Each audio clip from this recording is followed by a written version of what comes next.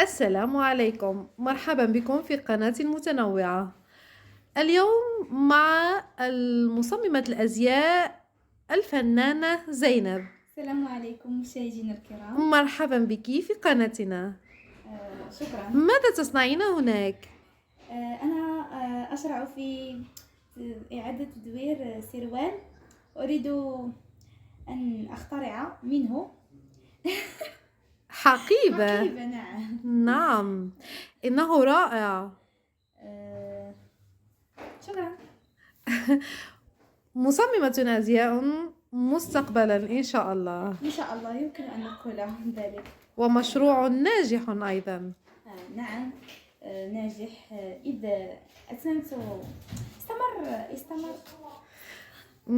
أتمنى أن يشاهدك مصممون أزياء عالميون وينبهرون بأعمالك الجذابة والرائعة. أنا أيضا أتمنى ذلك. نتمنى ذلك كلنا. إلى اللقاء. إلى اللقاء فنانتنا الرائعة، إنك حقا فنانة. هذا لم تكمليه بعد، أليس كذلك؟ نعم. هذا في طور الإنجاز أيضا، أليس كذلك؟ نعم، قلت لنفسي نعم. وإلى اللقاء يا أصدقاء. وهنا قطة جميلة، لا إنه قط اسمه سكسوك. أهلا يا قط.